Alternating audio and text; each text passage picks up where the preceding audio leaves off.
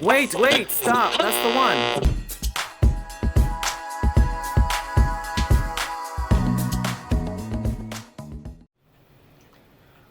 Welcome to ZEN TENN Speaks, a show where I make new friends and reconnect with old ones. A show where everyone's stories may inspire you to tell your own story. In this podcast, we encourage everyone to get rid of shame, guilt, fear, doubt, and judgments for themselves and for others, and replace those with love, empathy, compassion, understanding, kindness, and to do your best in everything that you do. In essence, to get rid of things that no longer serve your well-being. To be true to yourself and be honest with others. No need to be politically correct. That's out the window with 2020. Here, we tell the raw, uncensored story, your story, and tell the truth as you see it. Make sure you live your fulfilled life without permission or apologies. So, if you have a juicy, interesting, raw, unapologetic story and inspiring, please make sure to contact me at zen1021@gmail.com. It is ZENTENN21@gmail.com. Or you can find me on most social media platforms. You know it. The IG, Instagram, Twitter, Facebook, OnlyFans. I mean, not really. But yes, OnlyFans. Just kidding. Not. As you may guessed it, my name is Zen, and welcome to the show. Today we have a guest. Our guest today is Sarah Hockett. Sarah was born and raised as a Jehovah's Witness. Her mother was or still is one of the last 44,000.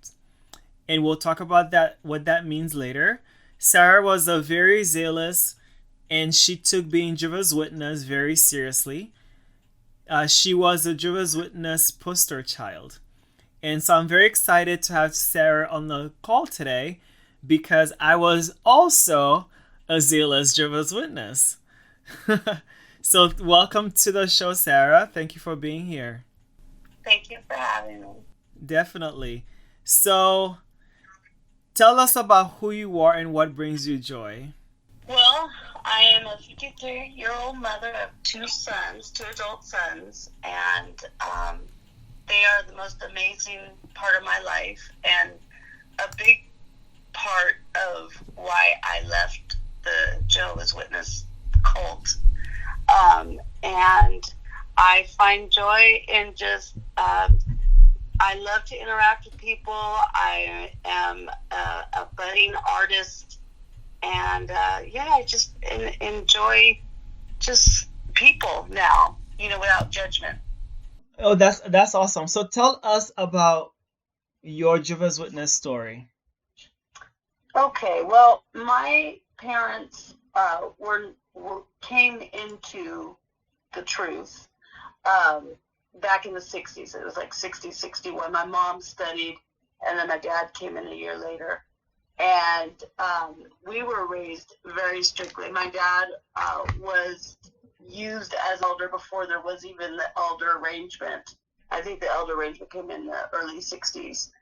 And he was always an elder up until his death in 2017. My mother was always a pioneer. She was always, I was her little pioneer buddy. Very strict.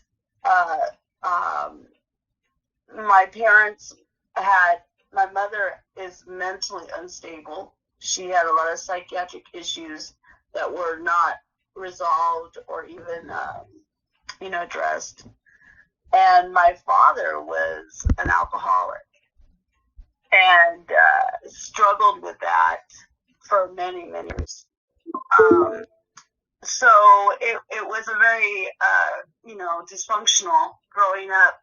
But everything that we did, every experience was around the Jehovah's Witness religion. We were never allowed to associate with anybody that wasn't a Jehovah's Witness. Our vacations, so-called vacations, were our convention trips. When we went to the conventions every year, the district. I was that obnoxious, really poster child. I was so bad that on the on the theocratic, the school, the ministry school, I would prepare a talk just in case somebody canceled. And I was like 6, 7 years old. And I'd drag my sisters up there, and I'd give these talks. And I don't think what people get is the conditioning that goes into the children of Jehovah's Witnesses. So conditioned and so rewarded and love bombed when you did those things. It was abnormal. It was an abnormal childhood. Everything focused about reading the Bible and reading. Like, I didn't even get to read regular books. Like, it was always the publications. Right. And it's very interesting. I spoken to a lot of Jehovah's Witnesses or ex-Jehovah's Witnesses, and you're the only person who has similar things as me.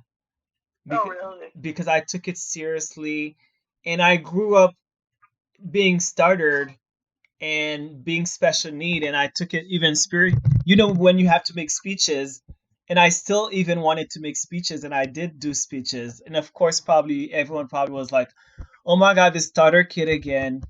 Instead of that 15 minutes, probably took me 20 or so to do anything. Yeah, and the one funny thing is about, because we were on the school, so young, that you probably did too, but in school, like, I excelled in, like, speech and debate and things like that because we were taught at such a young age how to present in front of people.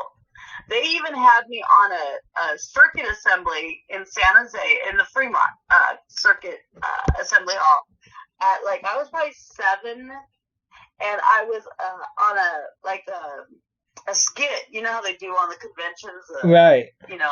Yeah, I was a little kid. It was like in front of 3,000 Jehovah's Witnesses. And, like, for so many months, I traveled with these pioneers, special pioneers. And on this skit, I was their daughter. And the skit was about, which is ridiculous, it was about how the dad is choosing not to get a better promotion at a job. Because, I've seen those. Because, propaganda. Do that, and all your time and energy is supposed to be dedicated to, free service to the Watchtower Society. And so I mean, that's how crazy it was. Like, I would just, like, well, up until about 4th grade was my first, where I got my first, like, doubt. I was raised in San Jose, and we took a field trip to San Francisco Museum, and I saw dinosaur fossils. And I came home, and I was, like, so excited, and I was telling my parents, and they were like, no, dinosaurs we don't believe in that. The Watchtower Society doesn't teach that. And I was so confused because I saw dinosaur fossils. Like, I saw them at the museum. And I think that was the first time that I really it was like, what? Like, it made me question. But you're so taught that so brainwashed into you that this is the truth. This is the truth. And never to question anything that the Watchtower Society grants. Mm-hmm. Right. Did you start any questioning later on, or how did that end up for you? I've been disfellowshipped 3 times and privately reproved twice. And I'll fast forward. So my dad was there are 3 daughters, and he married us all off very and he did so because he was an ordained preacher. And he married my sister off at 16. I was 17. For the fear that we weren't going to be virgins on our wedding night. It was very, very in that religion. It's just a bad thing. And I was married off to a man who was 6 years older than me, and he was abusive, physically, mentally, emotionally. I went through 5 years with him. I tried to commit suicide. I didn't know how to get out of it. They don't let you get out of a marriage, and the only way was to commit adultery. That was the only way I could justify it. I didn't know how to walk away because they don't let you walk away, you know. So I got disfellowshipped, and at the same time I got disfellowshipped, my oldest sister was married to a man who her 2 girls, and she stayed with him. He never got disfellowshipped, never got turned into the police, and he admitted to it. They're still together to this day. It's the most sickening relationship. And how they all coped with it, and it just was swept under the carpet because, well, he said, you know, he was sorry. And they committed like a sin instead of a crime, you know. And she quit talking to me for 3 years because of what I had done. But she stayed with this man that Wow. So it seems like that's a recurring topic when it comes to Jehovah's Witnesses who do these things and then they're not being reported. So are you recently out as of like? It's been about a year and a half that I finally, like all my life, I've always gone back. I've always thought, oh, I'm a horrible person. I need to go back. And my family has always been like, oh, you need to come back. And, you know, it's that constant, like, they make you feel like your life is horrible if you don't come back. And so I've gone through judicial committees and just horrible experiences, always struggling to come back. Well, the last time I was in the hospital in April of 2020, and I had to have a leg amputated. And I refused blood transfusion, and my hemoglobin went down to a 2. I almost died. And my sons, I never forced the religion on my sons, and my sons were, you know, very upset. You know, their mother was going to die. And all the elders would do was basically tell me, well, you know, you're being faithful. So if you die, you're going to be resurrected in paradise. I mean, that was pretty much, you know, it was like, you know, see you later, you know, you've done the right thing. And after I started the healing process and coming home, I started really questioning their basis for those beliefs. Like, I really started questioning. It wasn't just an acceptance. I really started feeling like this isn't right. This isn't healthy. You know, they're destroying families. They were so unloving to my sons, like unconcerned, like they didn't matter.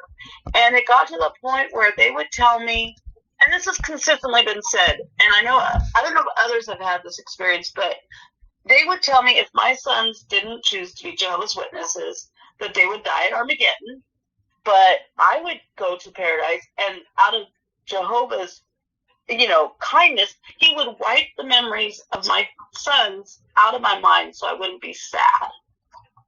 Like, who says that type of stuff? Right. I remember those conversations. Yeah, like, my sons are the best thing that I've ever done in my life. Why would I want to forget them? You know, it became so insulting to me. Mm-hmm. And when I went through, I had a lot of health problems, and when I went through those things, they never came over and checked on my sons. They never made sure that they were okay. There was no love for my children, you know, and at the time he was 25, came to me one day, and I was having a pretty rough day. I was healing from my amputation, and he sat down and he put his arms around me and he said, you know, Mom, I want to thank you. And I was like, what for? And he goes, you broke the cycle of abuse and you never forced us into that religion. And my sons are educated. I always encouraged them to go to college because that was something that was taken from me. I was not allowed to go to college. My sons are free thinkers. they're, good young men. And the witnesses would always, like, there was one in particular, like, her sons went to Bethel. And, she never could compliment my sons for anything, but it was always about, oh, my sons are at Bethel, and my sons are doing, this in the truth. And it was just sickening. It really got to be sickening. Right. Wow. Well, I'm so glad that basically what ended up happened, that you're no longer in an abusive relationship with the religion, and that Absolutely. your sons recognize that too, and then they express that to you. So, Yeah. so did you end up taking the blood or no? No, I didn't. But I've since had a few surgeries after that, and I made sure, because I had the advance directive, that they give you, the elders sign and a witness, and I tore those up, and I made sure I contacted every doctor and hospital that I was with and said, make sure that's not on my file. Like, I want, like, I'm not going to do it. And then, since doing my own research, like, they keep, the Watchtower organization keeps changing their views on it, That's what I heard, yes, yeah. yeah, it's yes and a no, but you can do this, but you can't do that, and yeah, it's silly. It really is. It's silly, and it's sad that people have lost their lives and their loved ones because of that rule or that doctrine that they. Yeah, because they're making up, basically they're making up stupid stuff that is not real, and then they keep changing. If it's gonna be fine, if it's gonna be the truth, let it be that forever. So the lives that were taken away are not in vain. But if you're gonna flip flop, 1 year is this and 1 year, okay, we change our minds, then people are gonna be like, hey, I lost my children, and Yeah. and then you change your mind, they could have been alive. Or if you come back on it, yeah, that's too much. My parents, one of the women that my mom studied with, she became a witness, and she had a baby that needed blood. And my parents, this is probably back in the early 70s, my parents helped kidnap the baby from the hospital, and they got all the way down from the Mexico border, and the baby ended up dying. And a judge came in, and they ordered that the baby have blood, but by that time it was too late. The baby died. What? They go to jail for that? Yeah. Wow. That's Yeah, it was just, yeah, and then I was around in 75 when, the end was supposed to come. Now, my parents were more the type, they were like, they didn't jump on the bandwagon. They were like, we're going to wait and see, and, we'll see what happens. But I witnessed people that, they quit their jobs and charged their credit up, and, yeah, I saw a documentary about that, and then they got in trouble because you yeah, gotta still live your life. yeah. Wow. Yeah, it was, I mean, some crazy things. And the other thing that really affected me as I got older was I always had a career and I always worked, so it exposed me to other people. And I had some friends that were lesbians, and the elders told me I couldn't be friends with them. Like, I couldn't associate with them.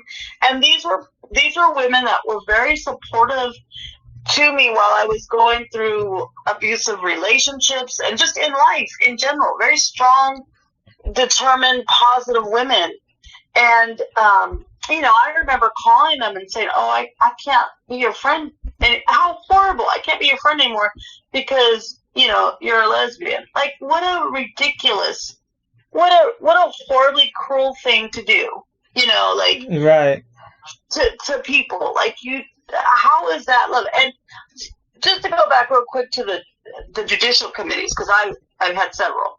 I really like to point, there was another apostate, which is such a stupid word, but who was talking about the whole judicial committee, and they do not come to help you. They come to judge you. When you are having a judicial committee, they're not trying to help you come back. They're not trying to help you fix your problems, whatever is going on, or they think is your problem. They're there to judge you. I sat before 3 older elders each time and was called a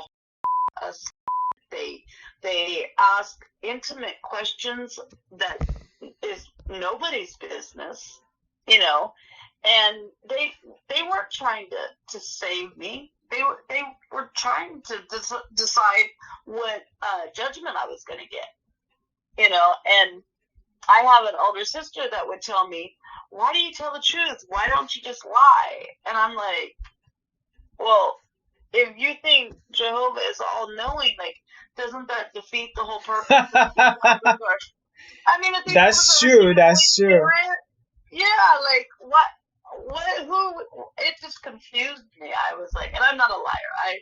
I never lied. I was like honest always about, because I always felt, well, Jehovah sees what I'm doing, so right. And now the whole Jehovah thing is, to me, is such a joke. Like, if you believe in the Bible and believe that this God destroys people every time you don't do what he says, like, throughout the Bible, it's constant, people being killed because, they're not worshipers.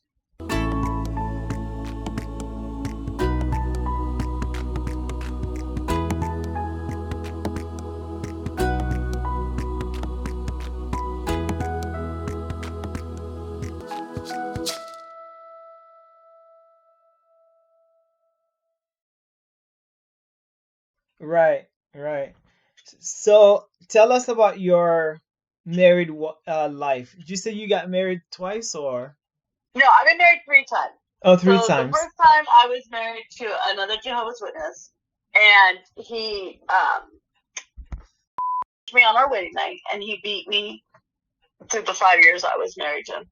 And Wow. I would go to the elders, and I would tell them, and they'd come talk to him, and he'd say, "Oh, I'm sorry, I won't do it again." Do it again. So at 19, I tried to commit suicide, and I was unsuccessful, thankfully. But I was worried the elders were going to disfellowship me for the attempt, for the suicide attempt, because at that time they did.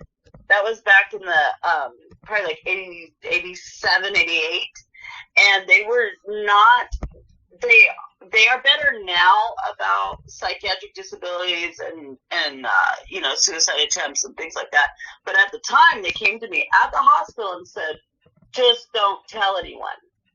Don't tell anyone that you tried to commit suicide." And they knew why I had tried, because this man kept abusing me. And then finally, like I said, I ended up, the only way I thought I could get out of it was to commit adultery. And so I did, because I felt at that point I was so beaten down. I was so emotionally, and I just thought that I was a horrible person, and that I'll set this man free. Like, I just took all the blame. I was a definition of an abused woman. So I got disfellowshipped, and I was out, and then I ended up marrying my second husband, who was not a Jehovah's Witness. He ended up being, he's the father of my children. He ended up being a drug addict. And so I got out of that relationship, and I started, and I was in the truth, at the time. And I ended up dating a man and becoming, sexually active, and they disfellowshipped me again. So then I came back again, and each time, I really thought my life was so, it wasn't going to be good if I wasn't in that religion, if I wasn't worshiping, if I wasn't doing all those things. And I'll tell you what, I have never been more at peace and happier in the last couple of years since I've left. And really, I don't even, I used to avoid them when they call or come to the door. Now I'm like, I come to the door, talk to me, because I'll tell you why. And I have no problem. I don't feel bad about it. I don't feel like the damage that was done to me through my whole adult life because of that religion, I'm so over it. So over it. Wow. So it's good that you're over it now. Yeah. Yeah, my sisters, they've seen my Facebook page, and it has some JW groups, and I know they're creeping around my page because they like other things, or and so they're not speaking to me. They won't let my mother call me. They totally cut all, because now I'm sure they're considering me apostate, which is so silly because the definition of that is just you left your religion. And as you know, the JWs make the apostate like you're the devil itself, and that there's, once you've gone that far, they've labeled you that, like, you can never go back. They will never accept you back. Oh, that's how it goes? Yeah. Oh. Yeah, once you're an apostate, they're like, you're beyond, you're the Antichrist.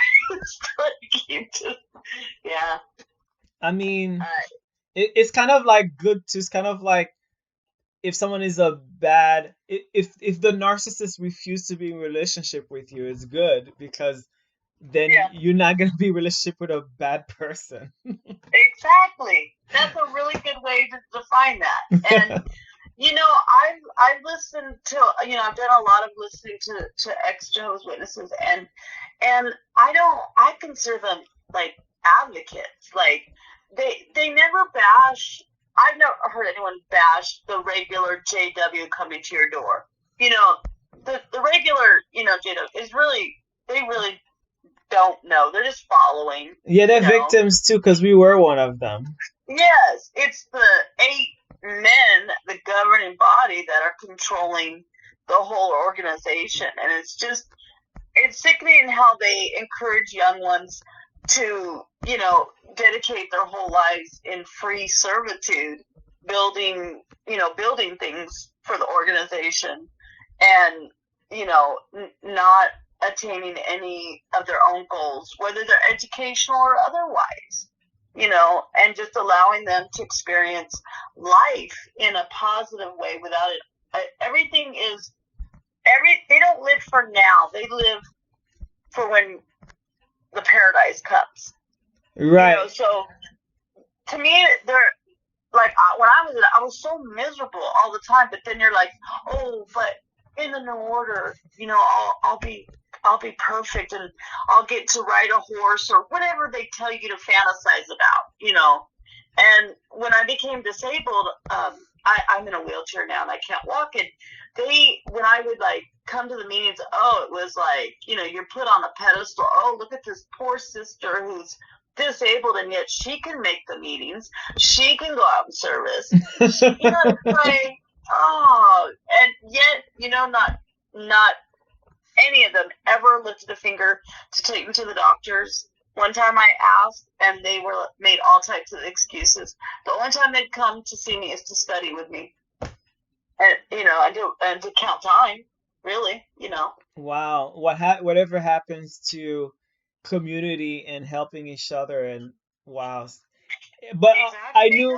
I knew all of it when I got out, but once I was inside the dumpster or the filth, I didn't see any of it because my nose was in there. But once I was out, I was like, there's no community, there's no really love. It's all a mask. It's all a mask, and everyone's in fear that they're next. You're right. That's all it is. It is. And I have a little house, and I'm not obviously able to do yard work. Do you think anyone ever came over and asked, hey, can we mow your lawn? Do you need help? There's never been that in my, I remember one time when I was little, my dad was, his company was on strike, and of course they're not allowed to strike either. You can't, he was not allowed to take a stand either way at his job. So we didn't have, for 6 weeks he was off work, and he was an elder though, and they brought food, and we were taken care of, but that was not common. That was done for the elders. My dad was in the, we were in the elite, the clique, because my dad was an elder, and my mom, claimed to be the anointed, which is another joke. Let me tell you that story real quick. So no, tell me details, because that's part of my questions. Okay. So when I was about 7 or 8, maybe younger, my dad and my mom, they called a family meeting, And we sit down, my two sisters and myself, and my mom and dad very solemnly tell us that my mother is of the 144,000. She's of the anointed. And I was traumatized. I was crying because to me that meant when my mom dies, I'm never going to see her again. Because we had been taught we're all going to be in this paradise together, right? So as a little kid, I'm like having this vision of us, my whole family, living in this paradise with lions. They always teach this thing about lions, being able to walk with lions. Mm-hmm. And I was so traumatized. Like I was so sad and so devastated.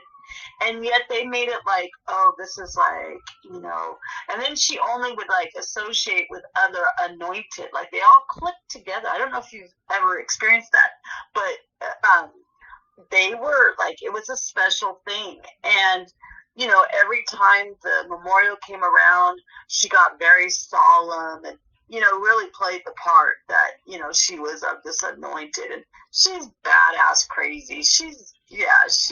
So how was she at home? Did you know the real mother? How was the real mother? She was abusive. She was horrible.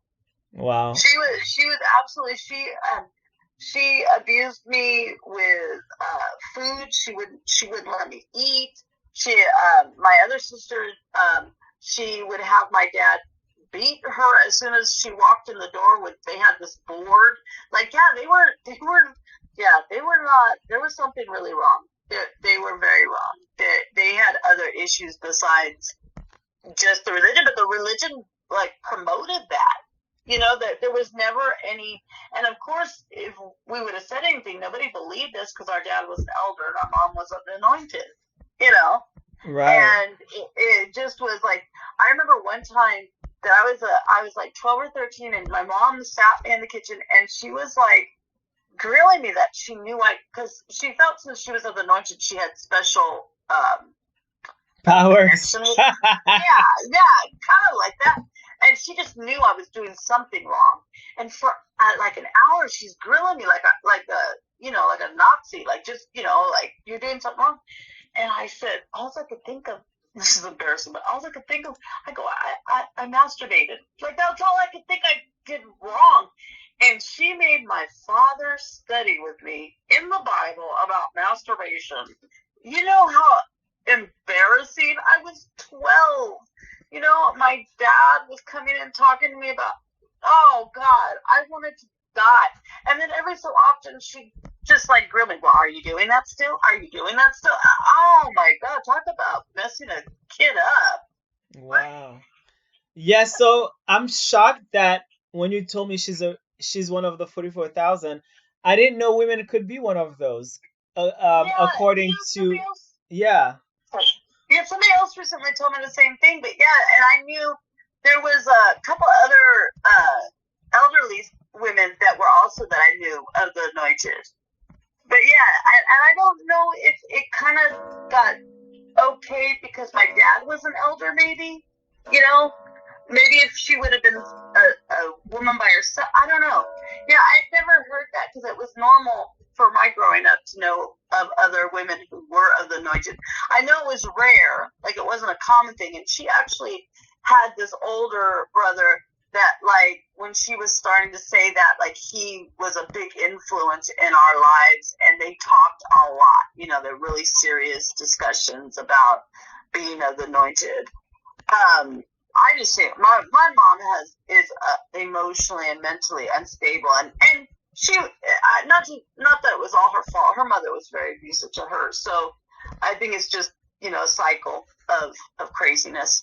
But yeah, it was there's a lot of things that I don't think people know, like that we're taught, like they're taught how to approach people, and it's very manipulative. And when you go to their door, when the witnesses are trying to talk to you, they're trying to recruit you. It's not an interchange of thought. Right, wow.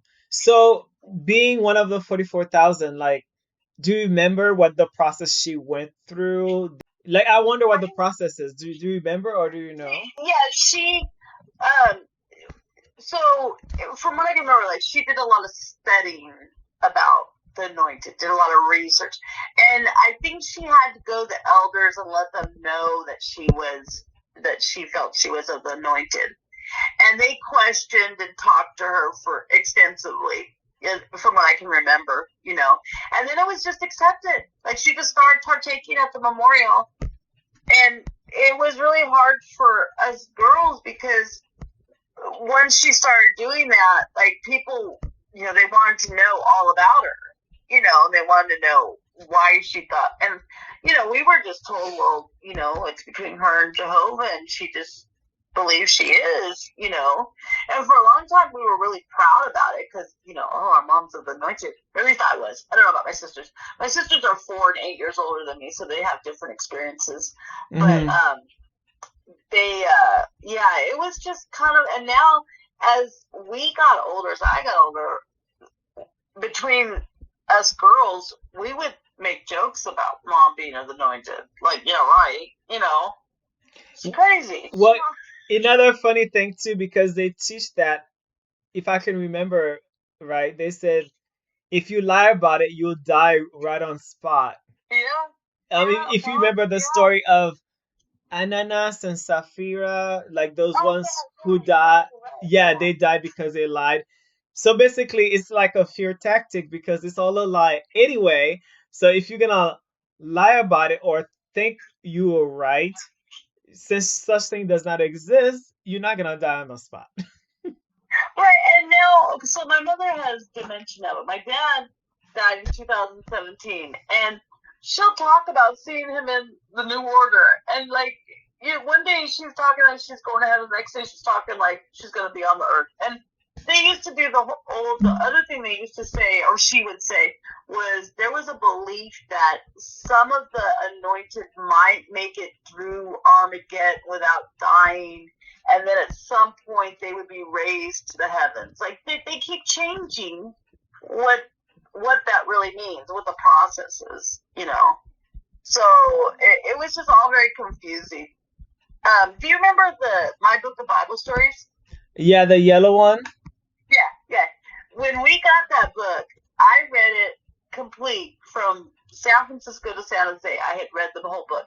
And recently I was watching another XJW, and she was going over the book, and I was like, that is the most violent, inappropriate book for children. Like, every chapter is about, like, somebody, like Jezebel. Do you remember the picture of Jezebel falling from the balcony? And Jezebel, yeah. If the dogs were licking her up, or the Nephilim that were strangling and raping the women, and like, right. Who thought that was appropriate for children? Right. Well, as long as it's Bible, as long as Bible is accepted, I guess. God, it was a horrible book, and the flood, people were hanging onto rocks in the pictures, and Well, it's fear tactic to make you do their bidding. Yeah. Can you tell us more about your suicide attempts, and where are you now in life, and what have you discovered? Sure. Yeah. Sure. I after my first suicide attempt, they diagnosed me with depression, but I ended up being eventually diagnosed with bipolar disorder. And that psychiatric disability, I think, was really more aggravated by that religion, because it's so what is the word? Like, everything you do is so wrong. Everything you think is wrong. If it's not a JW thought, if it's not a JW teaching. And so I would become very depressed when I wasn't an active witness, because I would smoke, and I smoked marijuana before it was legal, and of course I was just, this horrible person. And that's what they really make you feel, if you are not following their rules that you are a bad person. And if you do have a chemical imbalance, it makes it even more so. I had so many suicide attempts, and I actually was in a psychiatric facility for almost 8 months at one point when I was disfellowshipped. And I finally, what kind of broke me out of that hole, I haven't had a symptom or a suicide attempt in probably 12 years. And what happened is my children came to me, and they were young men at that point, and they said, do you know that every day coming home from school, we didn't know if we were going to find you dead or alive? And it, to this day, it makes me want to cry that I did that to my children. And a lot of it was really the cycle of the religion. I'm not saying I don't have a chemical imbalance, but it's definitely exasperated by that religion. And I find that there are a lot of cases of other young people that have come up in that religion that end up having psychiatric problems because of the conditioning. It's, you are no good ever, even when you're doing your all, even when you're, you could be a pioneer, you could be dedicating your whole life, and they will still tell you it's not good enough. You're not praying enough. You're not reading the Bible enough. You're not doing service enough. You're not speaking out enough. It's never good enough. And if you condition people and children to feel like they're never good enough, like, what do you expect?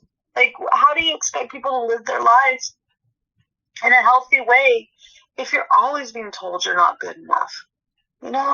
It's very sad. And I wasted a lot of years. I'm 53, and I feel like I've wasted a lot of years dedicating my life to a religion that really didn't care about me or my family. It was just, what could you do more? What could you do more? Mm-hmm.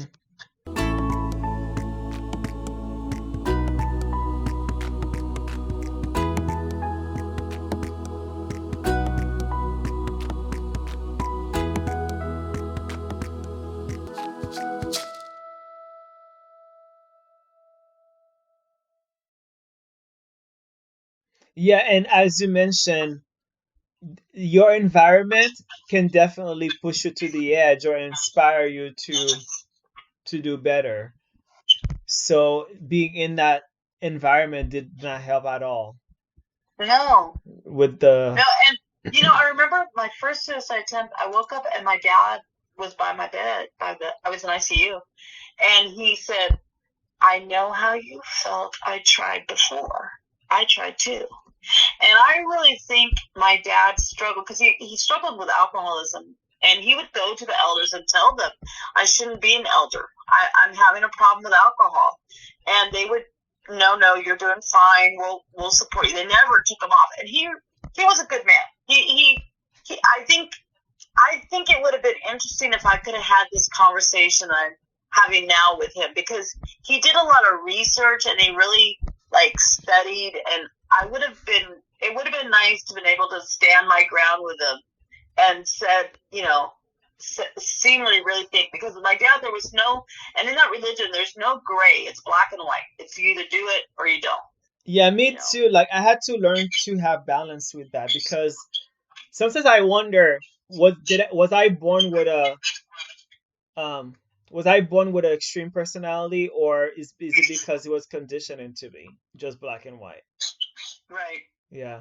So right, probably a little bit of both. I mean, obviously, where our personalities are. But my dad and I, one time I was disfellowshipped, and I was a single mom, and I had a flat tire. So I asked my dad for help, and he was getting ready to go out in service. So he showed up in his suit and tie, and he's angry with me because I don't know how to change a flat tire.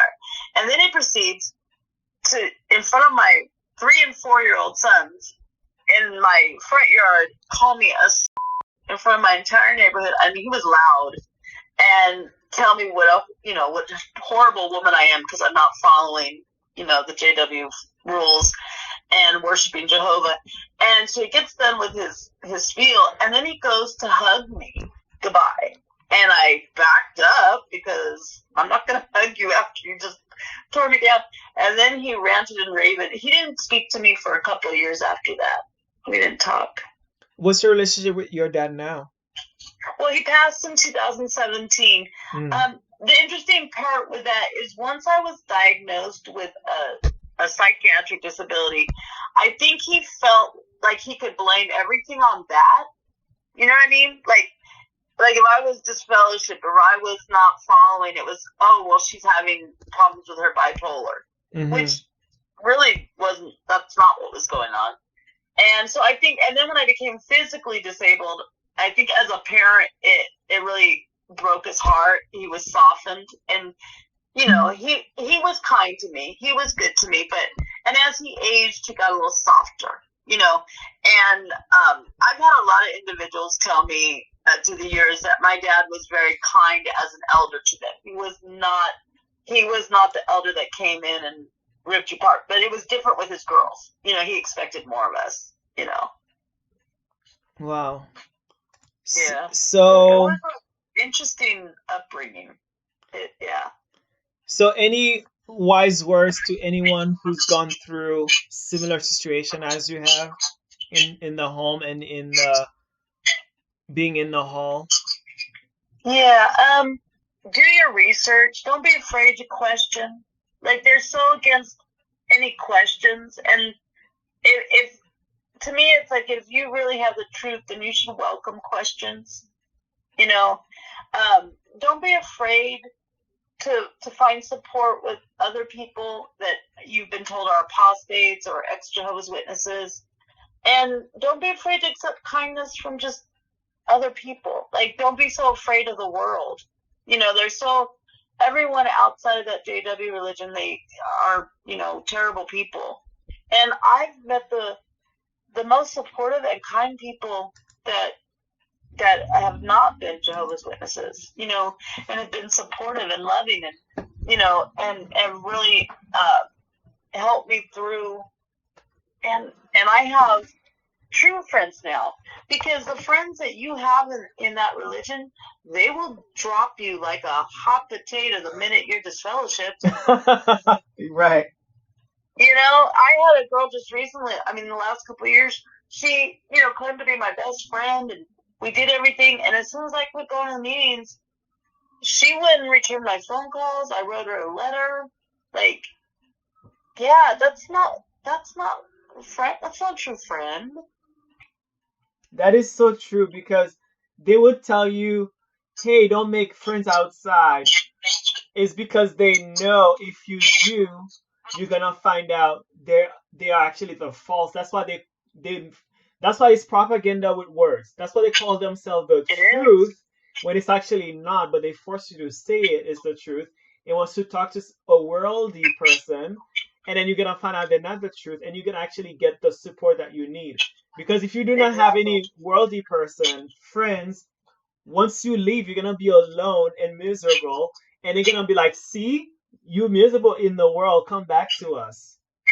It's propaganda. Oh, they love it when you come back.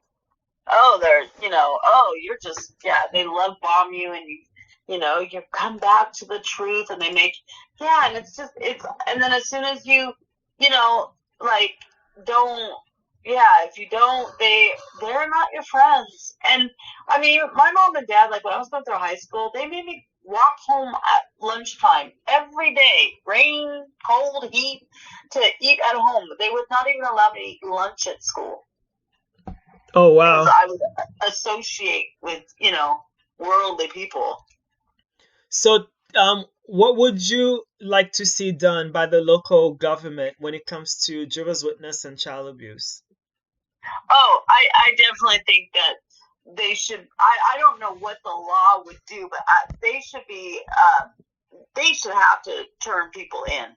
I was by an uncle who was an elder, and I told my parents probably when I was about 14. It happened when I was probably 6, and my parents were pretty much like, hush, hush.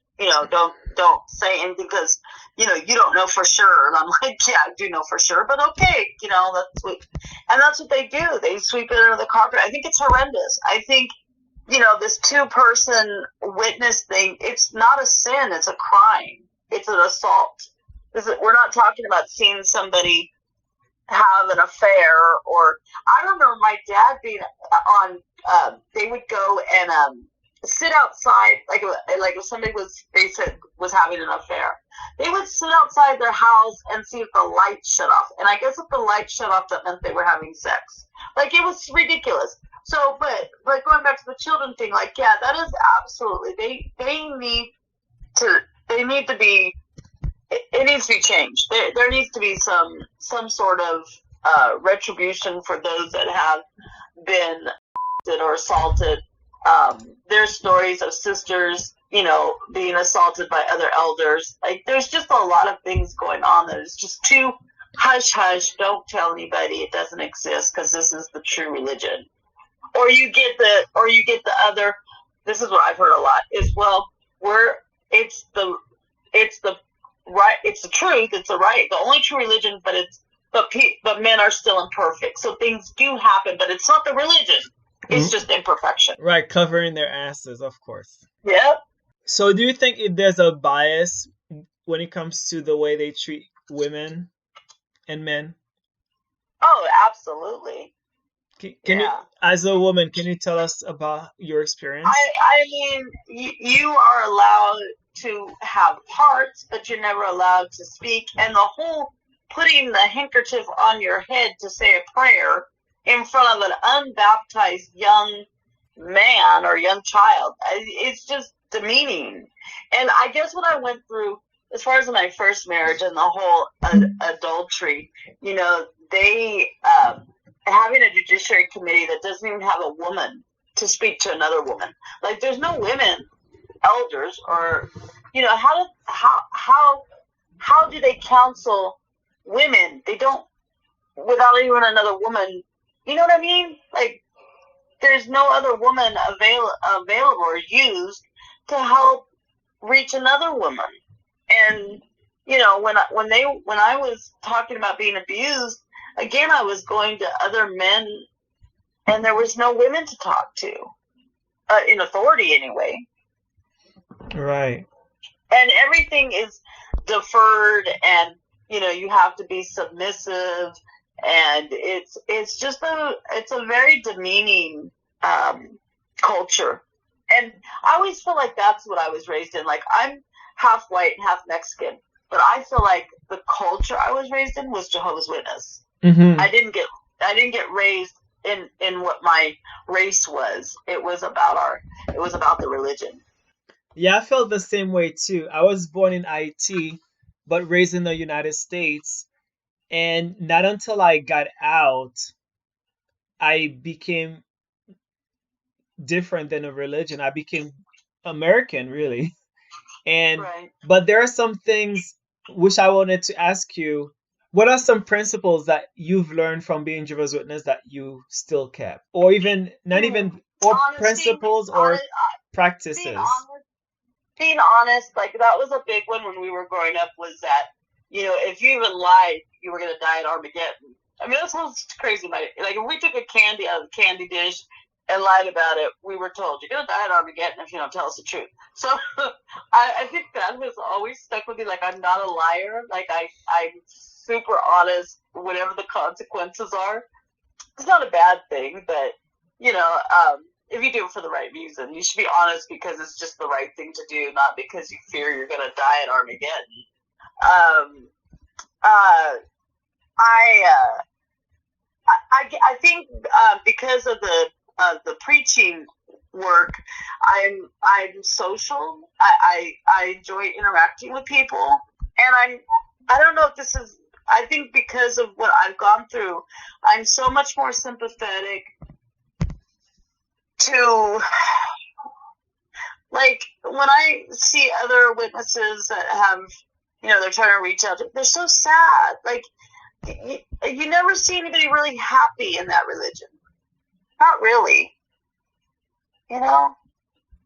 So I guess those are things I've taken away as I don't want to be that way, and have made me better in those senses, but not a whole lot. I mean, I really, there's not a lot of good things I can say about those experiences and being raised that way. I mean, I don't have really any memories outside of religion stuff, you know, and I think that's kind of sad, you know. How are you currently living your best life? You know, I'm so proud of my sons, and they give me such joy, and I love that they're such independent, and I feel like I played a part in that, you know. So it gives me a lot of encouragement. I do volunteer work. I work with other people with disabilities, and I advocate and help them get services. You know, I just try to make their life better if there's something I know that I can help them with. I became an artist, and I'm opening up my own garden decor business, and that's really cool because it gave me a sense of self-esteem, because people started liking my work and wanting me to make stuff for them and do things, and that gave me some confidence. I've always worked secular or had a job, so that was one thing that I don't know if it was my parents or the religion, but all my sisters and I, we're good workers. We're good employees. You know, we all have worked. We all have had careers, and yeah, best life is accepting people for who they are and interacting with them without judgment or an ulterior motive. Right. Because JWs always have an ulterior motive. That's true. And it's nice just to talk to people and have friendships without thinking, oh, I can't meet them out for lunch because if anybody sees me, I'm eating with a worldly person. Like, it's just ridiculous. It's just silly. Silly. That's true. I've noticed that with the ulterior motive kind of a thing. I've also noticed with Jehovah's Witnesses and other people who are religious, I often say, are you really a good person because you're doing good from your heart, or are you doing good because you're afraid to die in Armageddon? So if it right? So if it's because you're afraid to die, then if God knows your heart, are you really good? Is he gonna save you because you're really good? Yeah. And yeah, you're right. And my perception is about my parents, and I think those were my parents because they wear masks and they were very violent at home, because it was also promoted to beat your kid, to beat the shit out of them. So that was very violent to me. Even when I didn't do anything, like you unwrap a candy and then you get home, you get beat for it, or you didn't say hi, or you looked at someone a certain way. Everything was violence. So looking at my life growing up, that also promoted me leaving, because I was like, how you fake here and you fake there, that's not a true place to be. You know, speaking of the kids, when I was when my kids were younger, I think in a psych hospital for a little bit, and my parents came by, and I was married to a man who was a paraplegic, and he was not a witness, but he did end up getting baptized. Just funny, but he was drinking a beer, and he was working in the garage. You know, he was doing piddling around. Anyway, they kidnapped my kids because they felt he was a bad influence, and he went to the house, and he called the police, and the police came, and my parents said, well, look at him. This is like, look at him, because he's in a chair. He can't possibly be a good dad. And they said, he's doing fine. Get the kids. And they made them return the kids, and he went home with them. But yeah, like they felt that they, as Jehovah's Witnesses, need to like save my kids. And regardless of, like, me and that marriage did not last, but he's been an excellent stepdad or father to my children. And how dare they, because he was in a wheelchair? Wow. Strange stuff. What's with them kidnapping kids? I don't understand that. I don't know. And them getting away with it. And my kids were scared. Like, they wanted to go home with their dad. it was, and they even have like other Jehovah's Witnesses that were like at the house trying to protect. It was crazy. Just silly stuff. I don't know.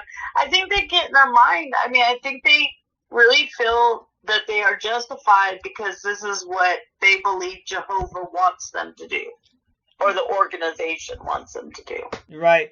I follow my guru is Sadhguru, and he says belief is one of the most dangerous things in life. Why? Because people will say, I believe in God, or I believe in whatever, and then they will do the craziest shit based on their belief without any proof. Yeah. And as we saw in history, how many wars and crusades and women being burned because they were called witches out of religion. Yeah. Because people believed what in your craziness. Yeah. Unfortunately. Yeah. So it yeah. It was crazy.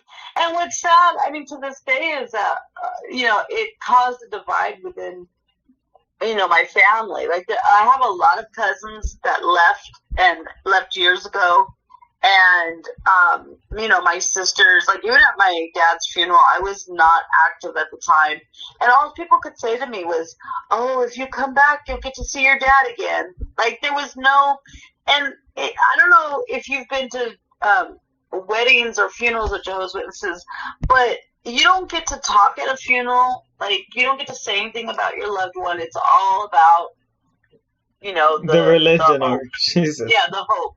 And my weddings were the same. My wedding, my dad, when he married me, it was like you get your 5 minutes of vows, but the 45-minute talk about the marriage bed and God being in your it's just, ridiculous. It's never about you. It's always about what they're trying to indoctrinate you with. It's like no really compassion or empathy. But I understand it because I left at the age of 19 and a half, almost like 18 or so, or maybe almost 20 years ago. Oh, wow. Yeah, and I do understand, and this is what basically empathy is, because you are you're able to see someone else's shoes, kind of a thing. You get them, Right. even if you don't agree, but you get it. And so when I'm on those groups and I see a lot of people being mad, I understand why they're mad, but I don't understand it at the same time, because I'm like, you are the same thing. Why are you mad at someone who's doing the same thing you are doing? It's misplaced energy. Right. Because if you apply empathy, then you understand. Yeah, because someone came to their door and he was really rude to them. Like he threw water at them, and I was just like, that's not cool.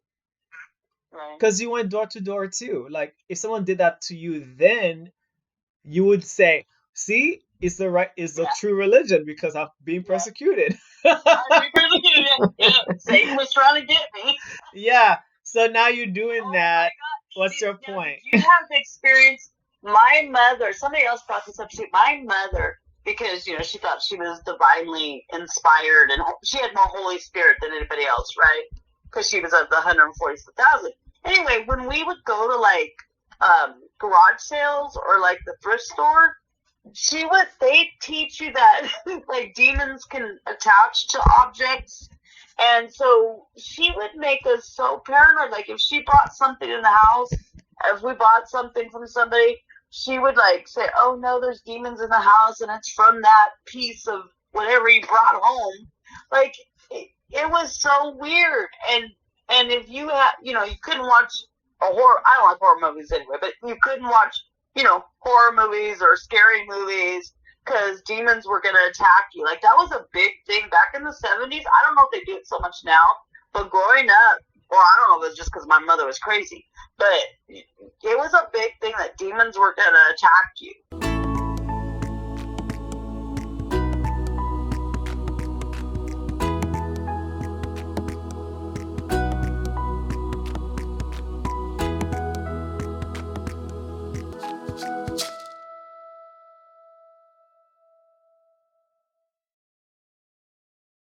Did Yeah. you have that experience?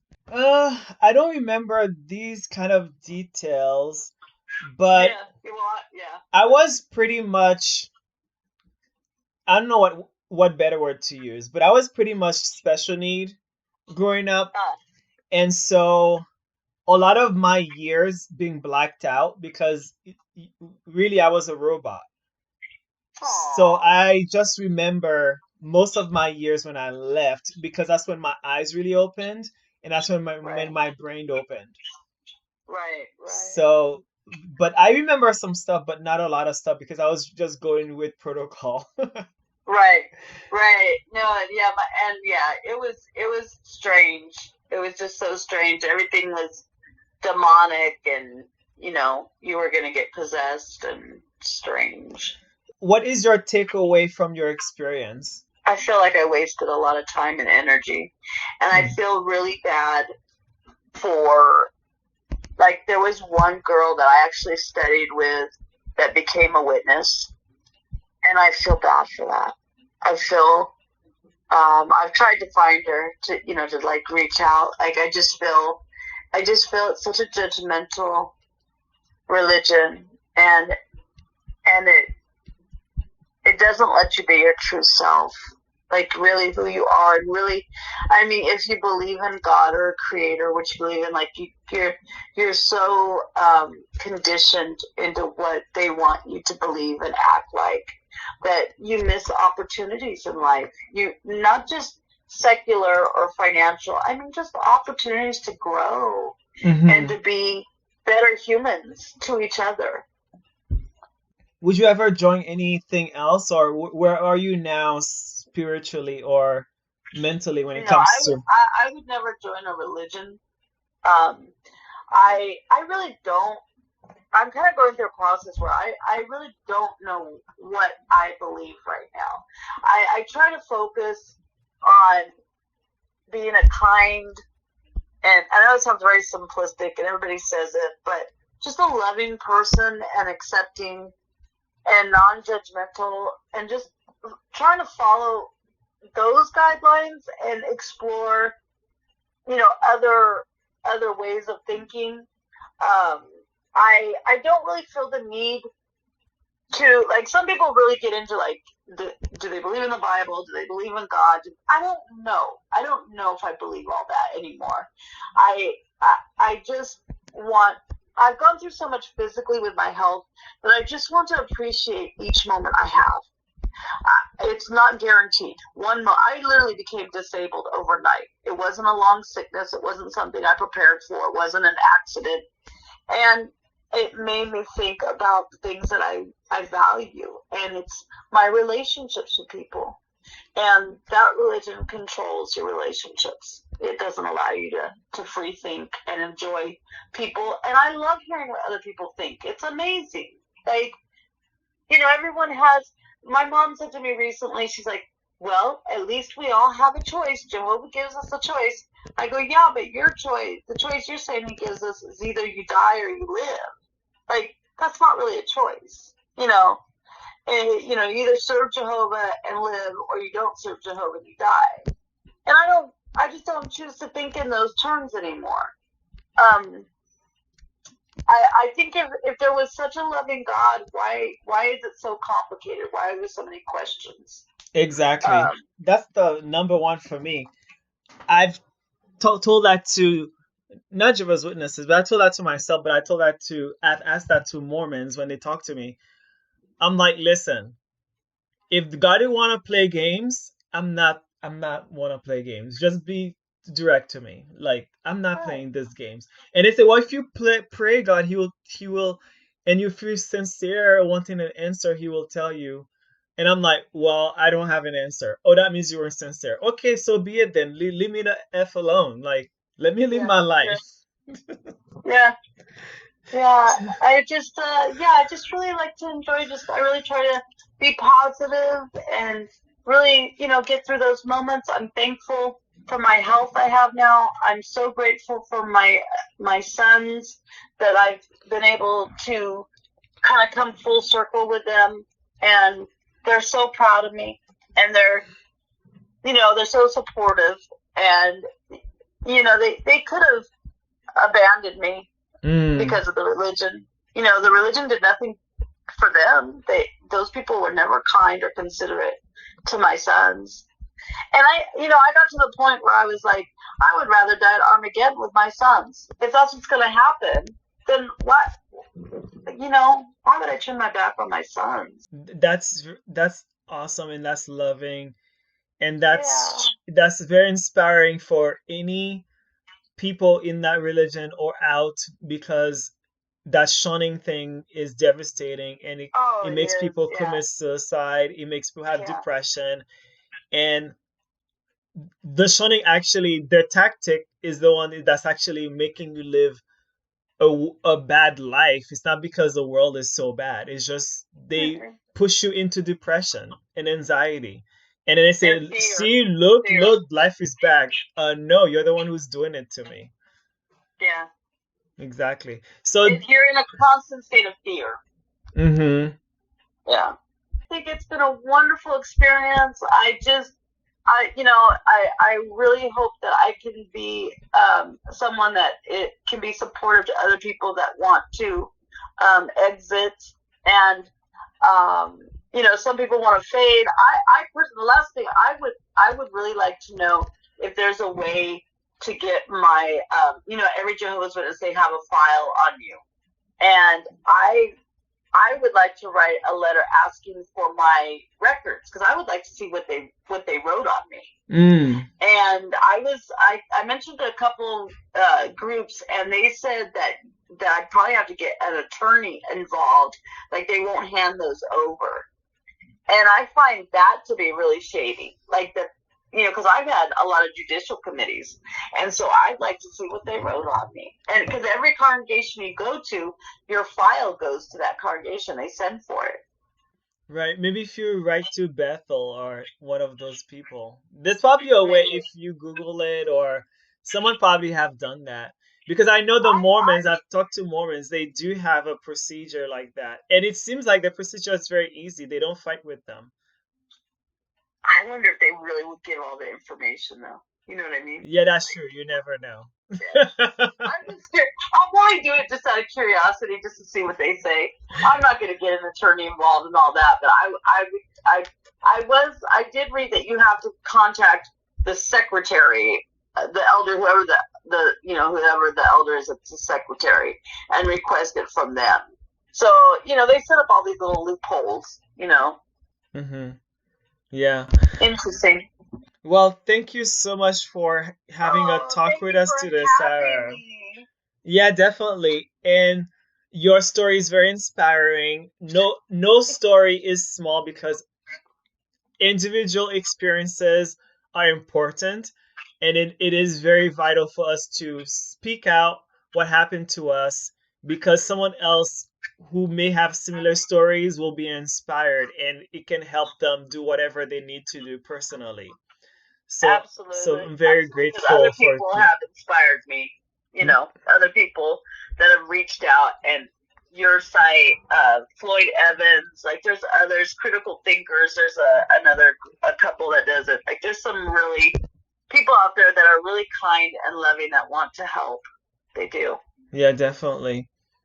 All right. Thank you for being with us today, and I'll talk to you later. All righty. Thank you very much.